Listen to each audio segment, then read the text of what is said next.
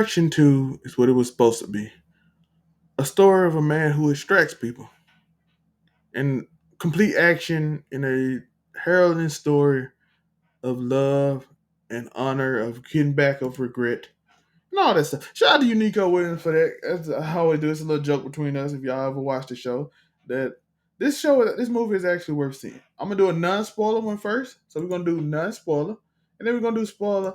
But Extraction 2, a video game come to life. Let's get to it.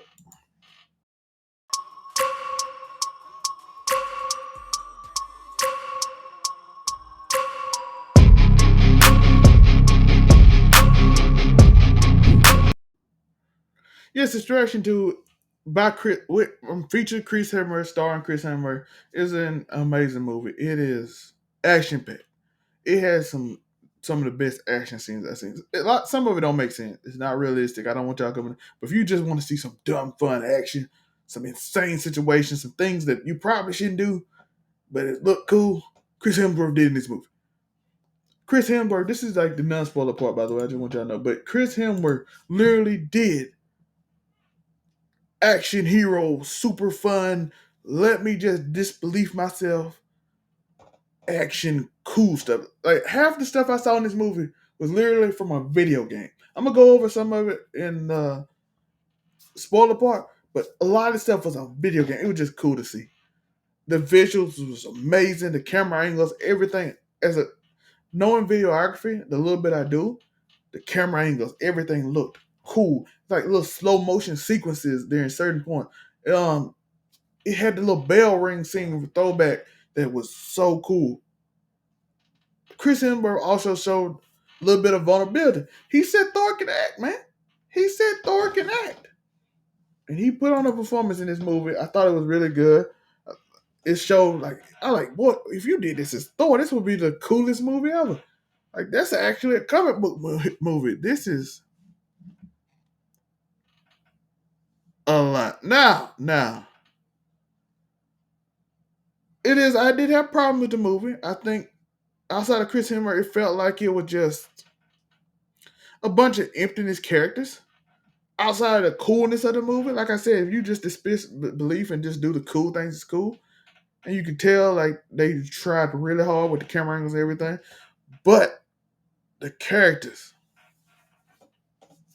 was weak in this movie. I do give it that. That's why I can't put it ahead of Mission Impossible. I did not care for the characters. Chris Hemsworth, the only person character. Idris Elba was amazing in this movie, but he wasn't in it much. The rest of the characters was kind of forgettable. Like Chris Hemsworth played Alex Rake. I think his name, yeah, Alex Rake in this movie. He was a very interesting character. Tyler Rake. I said Alex. Tyler Rake. But he was a very interesting character. He had a deeper story from if you remember the first movie. He went off while his wife was. This is a repeat of the first, so it's not spoiler.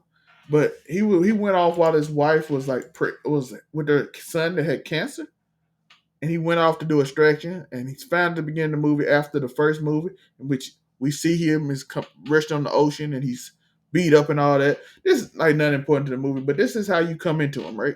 He's a guy who gets people out of bad situations. Not necessarily legal. He works for an organization, and it's probably by the government, but the government is not. It's kind of it's some of the Mission Impossible, I think. But Idris Elba comes in and all kinds of good stuff. But the rest of the people are kind of forgettable. You had the one main villain who was pretty intense, by the way. Uh, what's his name? I'm trying to see his name. I can't remember his name. But the villain, he was it was a like a Russian name, but he was really good in the movie. His brother was cool. He wasn't in enough to say really be blessing, but we're gonna get into the spoiler review now. So if y'all want to get off and don't want to move, here we go. Listen, this movie was intense, bro. It was a scene. This man went to a prison with two guns to get a woman out. The woman is, we find out from Idris Elba. The only reason he did this movie, because he's supposed to be retired after he came up, he was injured, as I stated in the non-spoiler. But he came out of retirement after training himself and doing things. Because Idris Elba told him that his ex-wife's, again, the one that had the child with the cancer who left, that her sister was in a prison with these two Russian guys who I think he had. I can't remember the first one. They were like lower end villains, and they was kind of like nobodies that he just kind of looked over during the main villain. But now they like the big shots since he been gone for so long, and they are ruthless. They raised in war, as Idris Elba said, and they was burned by the fires of war. So he agrees to do this, and he goes to this prison with very few weapons, solo. And the prison is like reckless, right? Like he gets her out, and air dude yells, and they let everybody in the prison. It wants this big giant prison fight scene in which he's the only one with a gun. So they try to jump him with the gun. They stab him with random like stuff they made and everything. They just stabbing him and everything. He just pop, pop, pop, pop, pop, machine gun. I'm like, this is insane. This man is taking on a whole army of people, and they all just chasing him. It's a good again, like I said in Nunspo, cool camera shot. They fight into the prison yard. Now the little police service of this secret prison is here. They got the riot shields. He gets they the the husband of the sister-in-law basically is trying to get this woman and take her off. He slapped her in the beginning of the movie. The son watches.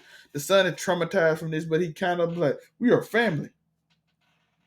And there's a whole bunch of craziness ensue. Somebody throws like a Molotov cocktail. He grabs the rat shield, blocks it with flames, or like gets shot with something, and then he grabs it. His hand on fire from the cocktail. He punches the dude with a flaming hand. Dudes hit him in the back of the head with something. He does that little ringing noise, and he wakes up and starts beating more people. And then he ultimately the husband of the sister-in-law. Basically, we're gonna call it sister-in-law.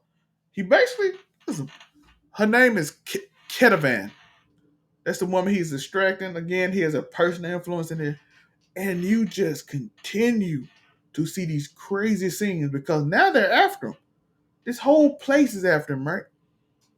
He's a wanted man too, by the way, because the government ain't really protecting. It's the same thing. If you get caught, we have no representation of you.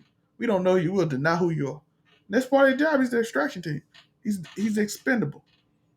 Part of the side squad, basically.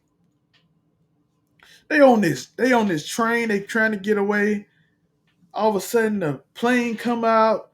The plane blows up, and the plane hits the thing, and it flies up in the coolest scene while he's on the top of it, and just insane camera work. Some of the best camera work I've seen in a Netflix movie in a while, and it just looked cool. And they had these crazy scenes. So they on this little plane. He's talking to the son. The son is upset. My father. You're not a hero. You're a bad guy. And he's like, your father did bad things. Your mother did anything to save. That's why I'm here. And then the son kind of knows that he left his auntie with the sick daughter and said, "You're a coward. My father would never be like. At least he stayed." The father is beating his mother, by the way, and training him like a super warrior. So they have this argument, and he calls the villain. And then he's like, it's the strangest thing. He calls the villain, and the villain comes on the plane, and he tells him like, "I called him, and then my bad happened." So, and the villain has this uncle who is like this intense dude who like really holy and reads the Bible a lot, and he ends up telling him like, "Listen, you getting all these people who believe in you. You're not a martyr. This is vengeance. You're not supposed to be vengeance. You're supposed to have the ear of God." This is whole thing. Like the villain's thing is like he's the ear of God. So it's like this good cult thing, which it ends in a church, by the way, which is perfect for a cult because he's the ear of God. So all these people blindly follow him into their death, which is insane to me. But hey, listen, people fall for whatever they fall for. But they have these cool action scenes. The uncle tells the boy when he's with him because he gets the boy. He doesn't get the daughter and the wife. He has a sister, but he doesn't get them two. So he ultimately tells him like they're gonna. My mother, he said you shouldn't have called if you didn't want him to kill your mother. It made sense because the little boy was annoying. He was annoying in this movie. He was like weird. Like no, these people are crazy. You can't be like I'm gonna protect my mom and then this crazy dude is doing this crazy. No, you are completely wrong in this situation. So they end up doing all these things. He got lost a lot of people. Tyler Rake is in trouble with everyone because he's blowing up everything. So they're like he's at this little place with this private plane, this private jet, and he just wants revenge. He kills the uncle in this situation too, and the young man sees it. Later on, he puts a bum on the young man. This dude does not care about family and all that they claim they do. It's a cult. It's a cult. So he don't care. So he calls Crimson Words. Of course, Crimson Words, his boy got killed. And his partner, who's just, I forgot her name. Again, a bunch of forgettable characters. They're all Georgians, by the way. I want to clarify that. I forget a lot of their names because they're kind of forgettable. Like I know Idris Elba, and I don't even remember, but he went in the movie long. I know Tyler Rake, Chris Hemsworth, and them the people you're supposed to know. The rest of it is just look. He's gonna beat you up, but you're gonna use Will lose for a plot device. You just, enjoy the movie; it's cool. So he goes solo, and his partner, the woman, was like, "Don't go," and all that crap because she wants revenge too. So she, of course, y'all know she gonna follow him because she wants vengeance because her friend who's been in the first movie also passed.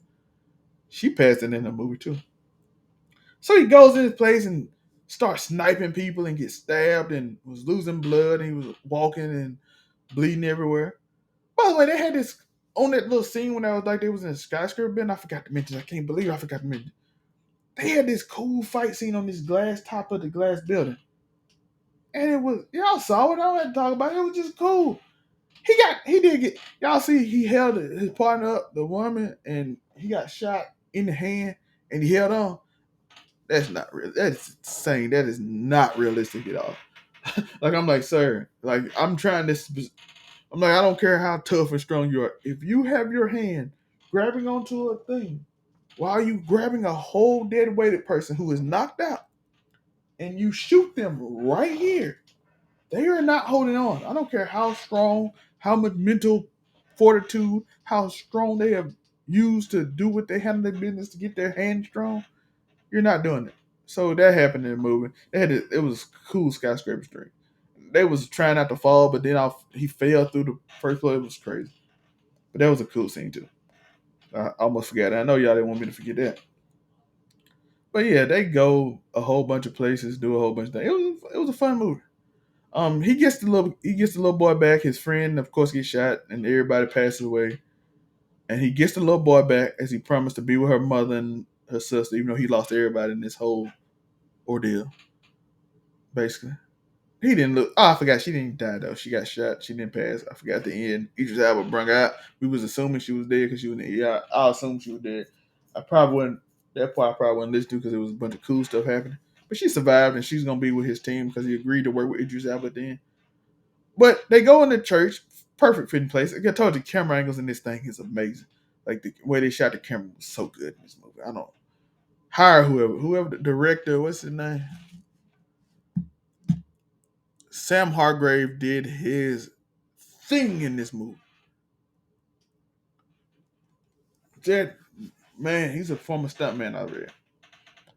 So you it was a former stuntman. He must knew all things. So this movie was beautifully shot for an action movie. Like I said, the character work wasn't that good. So he's a stuntman. But my goodness, it was a beautiful shot movie. If you know video, just the camera angle, the way it was used, everything. But he goes in church. He uses a boy with a bomb on him. He says shoot him. He didn't do it. Blah blah blah. Good guy win. Tyler Rake win. Of course, he ends him. They had a cool scene when the villain was like, "I'll never stop coming," and he just pulls the gun out and shoots him in the head, which I thought was a crazy cool scene. Again, like I said, just cool things in the movie. Is it like a mind masterpiece of acting and right now? Is it an amazingly fun movie to watch? Absolutely, absolutely. I might consider this in one of my streaming movies of the year. We had a lot of good stuff, man. We watched Secret Invasion episode 4 was really good. The first three was like, all right. Episode 4 was really good to me. Mission Impossible was incredible. Just a bunch of good stuff. Shout out to Joyride and Sounds of Freedom, which will come out Saturday. I have that review coming out Saturday. Just me again. Joyride come out Friday. The Mission Impossible video coming out after this one. So be like and subscribe and hit that notification bell, all that, so you can go watch Mission Impossible 2 if you've seen it. If you've not, come back later on if you watched it. We can talk about it. I do give a non-spoiler. You can cut it off and then come back. But just like I did in this movie. But man, this movie was good. He's gonna join Idris Elba and the team, and they're gonna have a new thing because his boss is crazy. So I'm thinking it's gonna be a crossover between Idris, some other movie between Idris with Idris Elba in it. So I'm looking forward to see what it is. Trash 2 was a great movie. I recommend anybody who like action movies to go see it. Like and subscribe, hit the notification bell, all that. I thank y'all. Thank y'all for watching. You've been here 15 minutes. I appreciate you. Peace. Hold up. Let me end it away. Let me end it right. Let me end it right. Who are these